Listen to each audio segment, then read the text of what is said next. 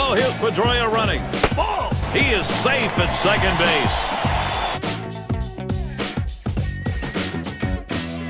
Welcome back to 24/7 Kansas City Sports. I am your host, Miles Dawkins, and today we got the GM of the Kansas City Royals, living for 500. He has joined us today. How you doing, sir? I'm doing great. How you doing? I'm doing pretty good. So the last time we talked, you guys were taking on the Detroit Tigers. You go 2-1 in that series, and then the rough patch starts. You guys go up against the Rays. You guys go 1-3, and I don't know if it was playing like 16 games in a row or whatever it was, but you guys were absolutely struggling. Do you want to touch on the struggles real quick? Yeah, I mean, we had a long stretch, like you mentioned, where we didn't have a day off, and it hurt us, because we're already kind of strapped as it is, not having all of our players back for a couple more days. So it was just really, really hard for us to keep everyone on the field, keep everyone's hopes up. But we kind of ran into a team that was high at the time, when the Rays, and so it's unfortunate, but we gotta leave that in the past and move on. All right, so after the Detroit series, you guys played the Tampa Bay Rays, and after them, you guys played the Cleveland Indians. You guys went 1-3, and because Cleveland is the second place team in the division, they actually picked up 2 games on y'all. How does that make y'all feel? Y'all a little bit nervous? Are you guys okay? Do you guys need to step up your game to keep the Indians at bay? We definitely need to step up our game. That was a huge disappointment for us. Going to Cleveland, we hope that we could get more than one win, and especially with Cleveland playing so well, they're really on our heels. We need to step it up, and we need to keep winning. At this point, we kind of control our own destiny. Going into the All-Star break, we need to finish off strong and show the Indians that they're going to have their work cut out for them if they really do want to make this a championship run for them and not for us. Definitely. And the one win you guys did get, it was a collective effort from the bullpen. Crow from the bullpen actually picked up the W. Collins got the save. I mean, did this save his job? Yes and no. We're definitely happy with what we saw, but he's still on the fence. We're not sold yet. Not sold yet, okay. And the offense started to get it rolling. One of the Achilles heels throughout this losing streak, throughout this half of a month where y'all have just been getting dogged, the offense had been the Achilles heel. What are you guys going to do to, address this issue going forward? We're going to really try to keep people off the field if they have been playing consecutive days. Especially with our training staff having a little bit of trouble keeping people healthy. We really need to take that upon ourselves to give people days off more, possibly not keep our pitchers in as much, and maybe cut down on the training regimens a little bit so that everyone has time to recover, has time to keep the stamina up, because literally we're not even halfway through the season and people are already starting to get hurt. I can't imagine what's going to happen toward the end of the season, especially during playoff time. We need everyone to be at their 110%. So we're going to try to give people more days off and kind of spread out the practices a little bit and not run them as hard as we have been. Yeah, because these athletes ain't built like they used to be, you know what I'm saying? But we have to be fair, you know what I mean? We have to be fair. You guys didn't really have a day off for like 17-plus days or whatever it was. You guys were just playing game after game after game, and I'm glad you brought up that point, giving people a day off or whatever, because when you did get a break in the schedule, you guys faced the Chicago White Sox, and y'all swept them, and the offense really picked up, and you guys were doing a very good job with the long ball. Everybody's back. Basically got, woke up. How do you feel about that Chicago White Sox series? And is this a way, to push you guys, give y'all momentum into the All-Star break? Yes, it definitely helped us with our mentality going into the All-Star break and our momentum. It was exciting to see everyone back, getting Escobar back, plugging him in at shortstop, plugging him in at the top of the lineup every single day has helped Pedroia kind of take off that load now that he knows there's someone ahead of him who can get on base and kind of be that number 2 guy. It helps Billy Butler's stats because now Billy Butler's hitting doubles, and he's getting more RBIs because people are on base. It's helping everyone involved. He's huge for us in terms of morale and kind of locker room chemistry, I guess you could say. So it's great to have him back. And with Jemiah Weeks coming back, kind of being that guy on the bases who we can have steal base and kind of create some havoc and give Dustin Pedroia some days off to keep him healthy, it's really starting to make everyone happier and make everyone kind of, as a collective unit, have that one mentality of, okay, you know what, everyone's good to go, now let's go out and play some baseball. And it was proven evident against that Chicago White Sox series, like you said, that we swept them against a team that a lot of people thought was going to be above us in the standings going into the season, but now we've kind of proven that we're better than them. So that was awesome. Well, thank you for joining me, as always, Limbo 5-0, the GM of the Kansas City Royals. I hope this recent success carries y'all through this 2-game series versus the Atlanta Braves. They come to town. That's the next opponent. Best of luck, and I'll see you later. Rest. It's one of the most important things. We played for so long, and then when we got that couple days off, we just relaxed, and you saw it as we swept our rival, the Chicago White Sox, and now we welcome in the Atlanta Braves to Kauffman Stadium. And Freddie Freeman.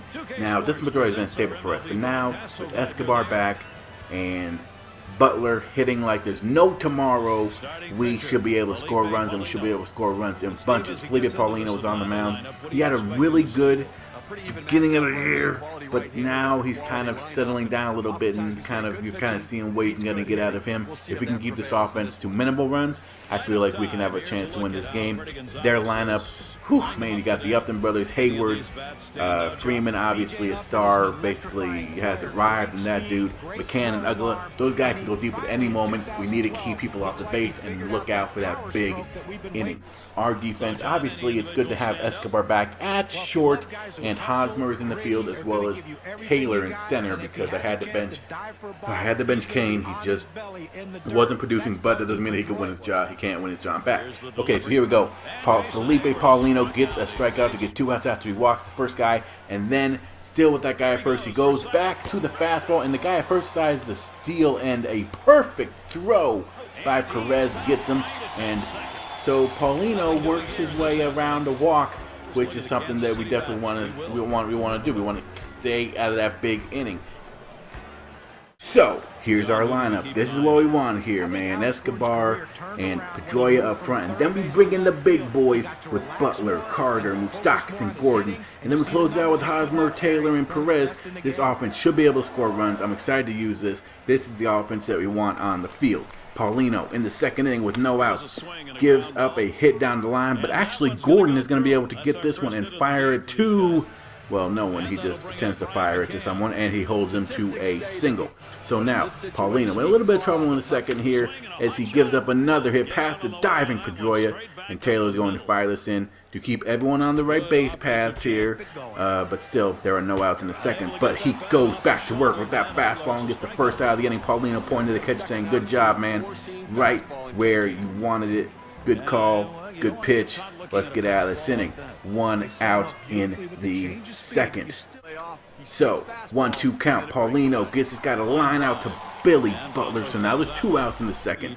And now at a 2-2 count, guess what, bruh? You are done with that changeup away. Paulino making people think he's gonna go with that fastball, and then gives a changeup, fooling these cats like it is a cat fooling day.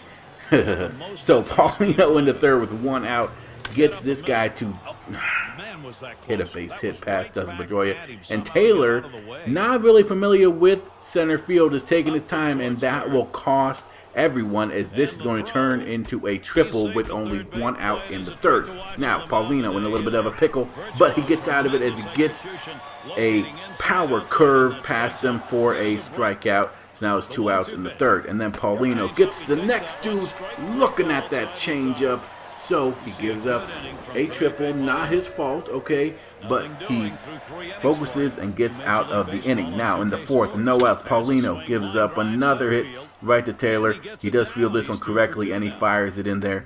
So now 1 man on with no outs. Once again, here we go. Paulino gets this guy to ground out to Pedroia, Escobar, Butler. Beautiful double play, baby, to get out of the inning. So now he's given up 4 hits, but no runs. At the end of the day, you can give up 20 hits. I don't care, as long as you don't give up any runs.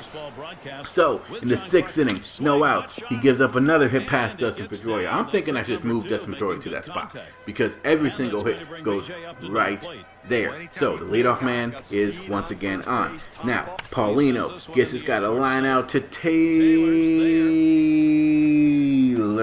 and he fires this home. Well, to the cutoff man. So now 1 out in the 6th.